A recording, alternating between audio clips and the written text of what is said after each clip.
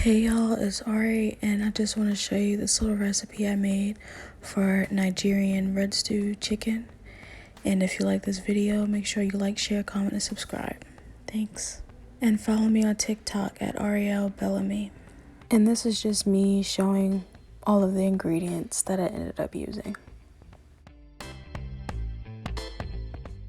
Disclaimer, you'll see my cat walking back and forth in the background, but that's all she does. But here I'm just seasoning up the chicken wings that'll be going in the oven and then on the skillet to brown more, and then it'll go inside the stew. But I'm just seasoning it with salt, onion powder, adobo seasoning, and some pepper.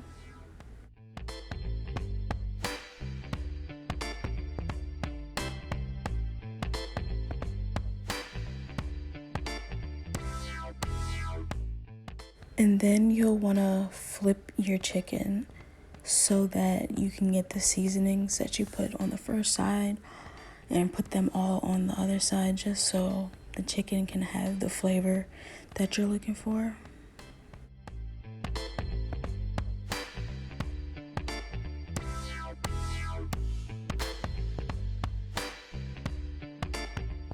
So like I said, you just repeat what you did to the first side of the chicken on the second side, and then after that you put it in the oven. I guess I kept them in for about 20 minutes.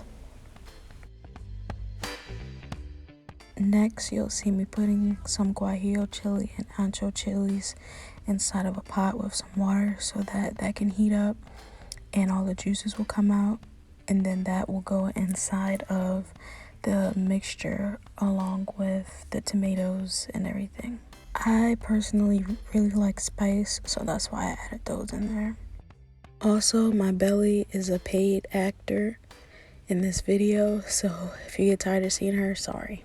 So you'll see me cutting up a lot of tomatoes and red foods to mix all in together because this is red stew chicken, so I want to get that color real well.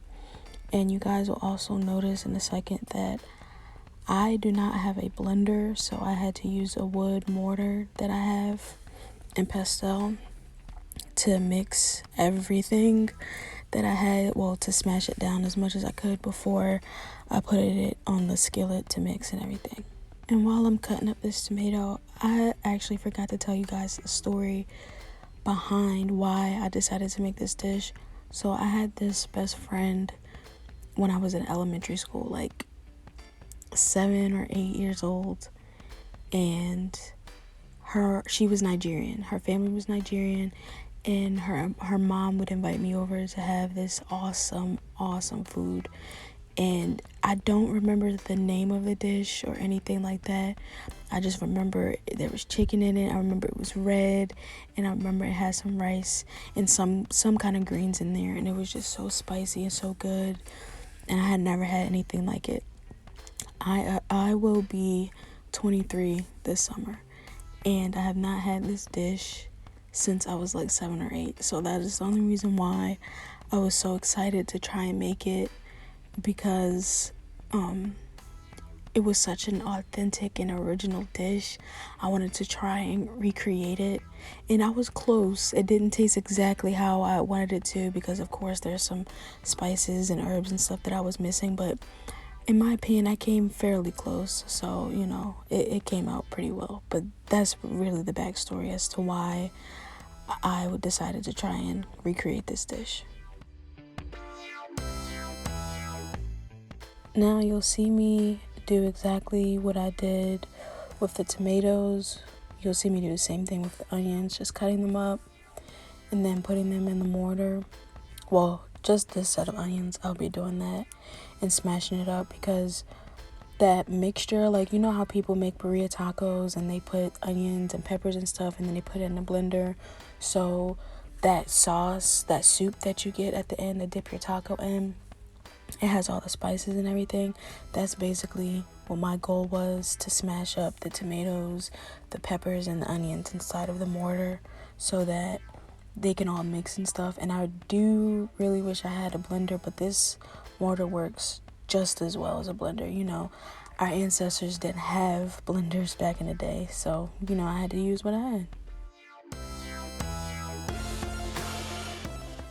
Now I'll be chopping up the onions that will go inside of the skillet that will be mixed in with this tomato paste and everything like that. So that's what this set of onions is for.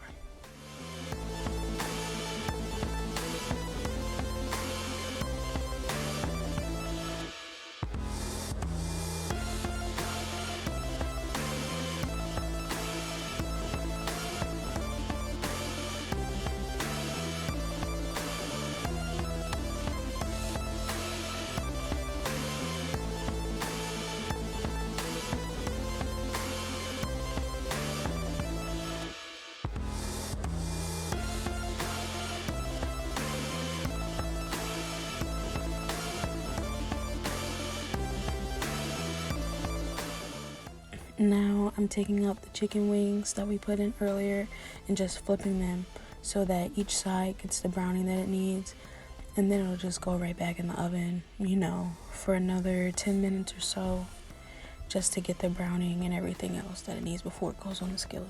Now this is me chopping up a few shallots. I have never ever worked with shallots before. I've never used them before, so this is my first time. They really just ended up going inside of the crock pot with the rest of the sauce and the chicken and potatoes and stuff. So I'm not gonna lie, I couldn't really tell the difference too well, but maybe in my next recipe I'll use more of the shallots. But I thought they were different from normal onions, and I like them. And I don't know if any of you noticed, but this is the same container that had the tomatoes in it that I'm pouring out of the mortar, so everything can just mix. And this red bell pepper will also go inside of that clear container that had the tomatoes, and I just put the onions in.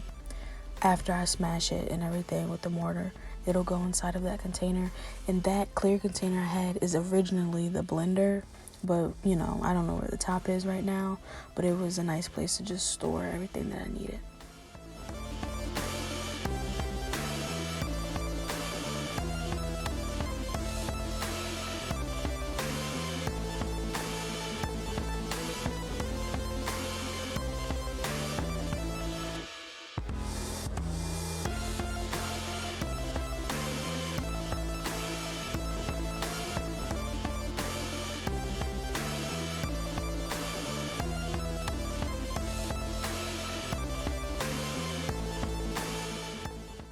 And next you'll see, I put the peppers inside, and then I just try and smash it. Y'all don't understand, this was a workout.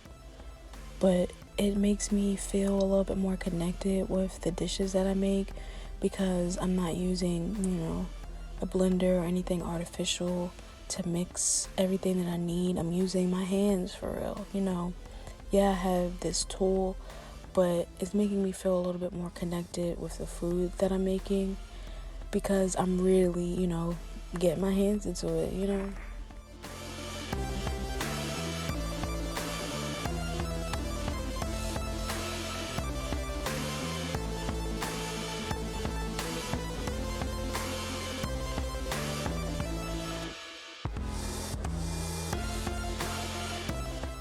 If I'm being honest, the mixing and smashing of the tomatoes, peppers, and onions took more time than anything else did.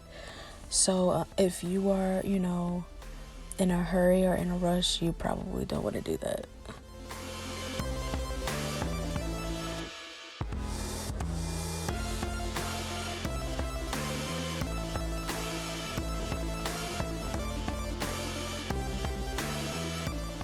So now we're gonna get the onions on the skillet to start browning and everything like that.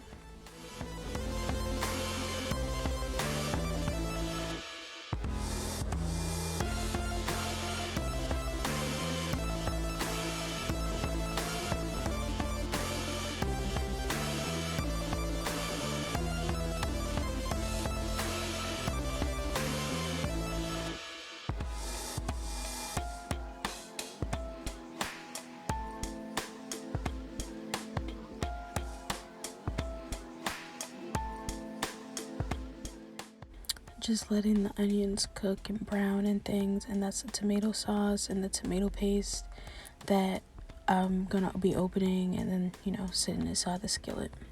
And then next I'm just showing you the rice that I'll be putting in the rice pot, and right now that's just gonna get rinsed off and everything.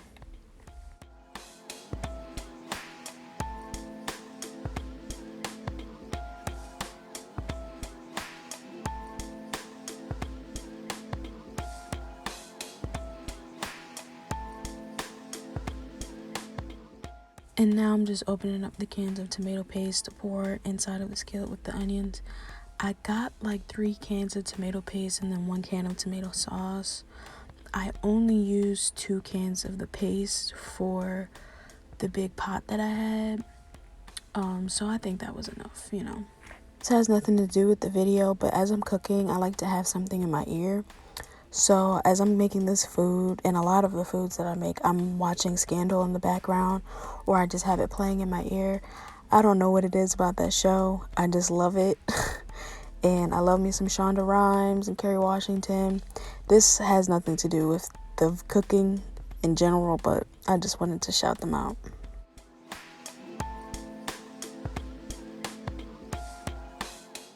So we're getting the paste and tomato sauce and everything out. I'm not even gonna lie to you, I didn't realize how difficult it was gonna be to get all that paste, the tomato paste, out of the can. And I didn't actually realize how much was in there. But yeah.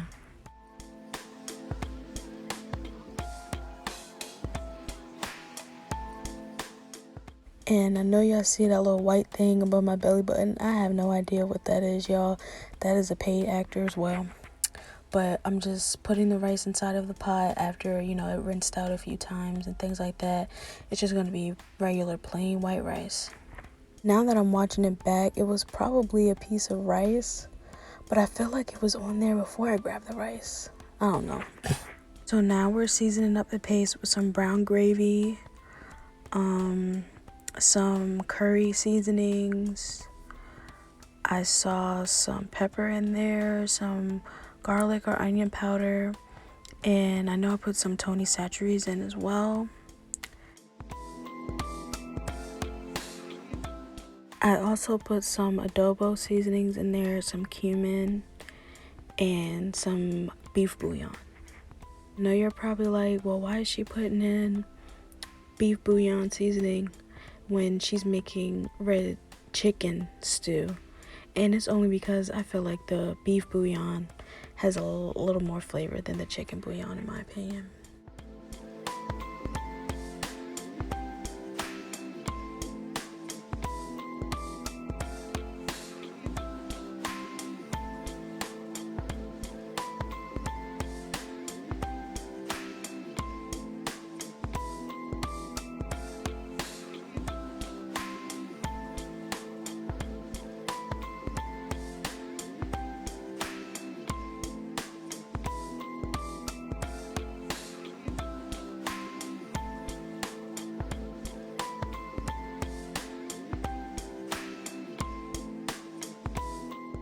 So now we're just mixing all of those seasonings that I put inside.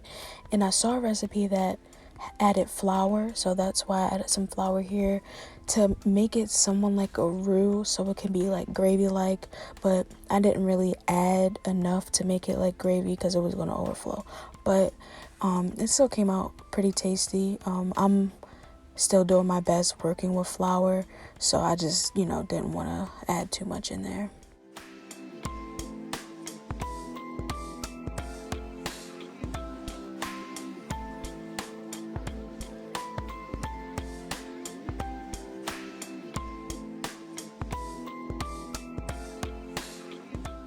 And like I told you earlier, my goal was to make this dish spicy because that's how it was when I was younger. So I added a little Rotel salsa in there, but I ended up putting the whole entire can inside later on. And then this is me adding essentially the broth that came out of the ancho and guajillo peppers to sit it inside of the paste. Like I told you, I wanted it to be spicy, so gradually I was, pouring in the liquid that came from the peppers when I put it on the stove to heat up. And now this is my favorite part, y'all. Y'all know I love me my garlic. So, just chopping a little bit of that up to put inside. I probably should have did a little bit more because, garlic is good for you. And then you smash it to get all the flavors out. But yeah.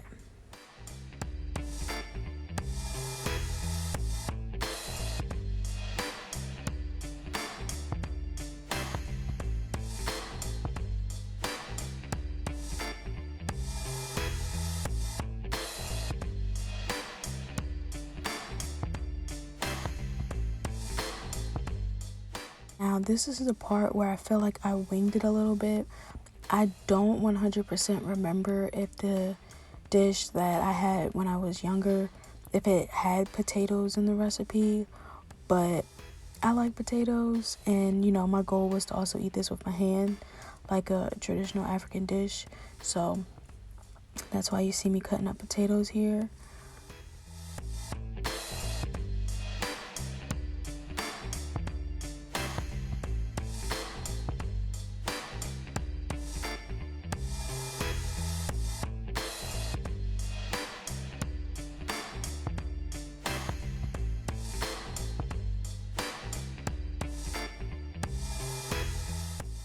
I essentially started heating everything up and mixing everything inside of this iron skillet, because I wanted to get all of the seasonings and flavors and everything mixed in before I transferred it over into the crock pot. And then once all of the sauce and stuff got into the crock pot, I then, set the chicken and everything inside. But see, here is me seasoning up the skillet so that I can get the wings inside, so we can start getting that browned up too before it goes into the crock pot along with the sauce.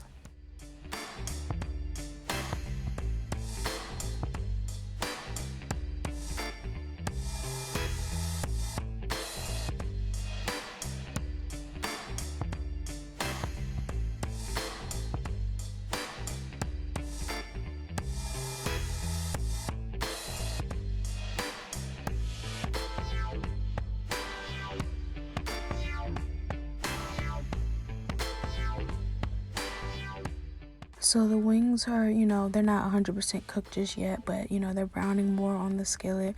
And like I told y'all, I like potatoes, so I just added the extra two that I had sitting out, and I put them in the pot. Now, the pot ended up going almost to the rim with all the food inside, so I'm glad I didn't add too much more. But, everything ended up fitting well.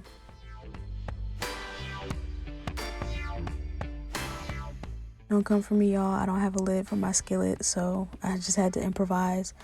What Mariah Carey say? I had to do the best I can with what I got. Yeah. Essentially, this is what the inside of the crock pot looked like with everything mixed in. Now, the chicken was at the bottom so that it can finish coating and everything like that. So that's why you didn't see it. But now this is me, seasoning up the collard greens and stuff. Now, this might have been my favorite part. I love me some collard greens, y'all. Y'all don't even know. So now we're just seasoning up the greens some more with some onion powder and stuff. And, tell me where y'all from in the comments, because, I'm from Maryland. So the kind of hot sauce that we eat Crystal's hot sauce over here. And it ended up putting more hot sauce inside of the greens. This is me struggling to open it up right now, but I did end up putting more hot sauce in the greens later because I kind of like them spicy. I don't know what it is about me and spice, but I love it.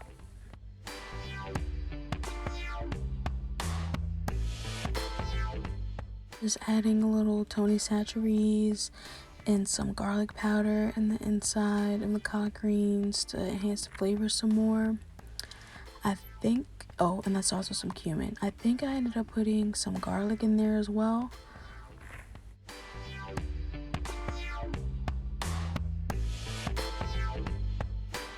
I told y'all I needed some more. I had to add some more in there.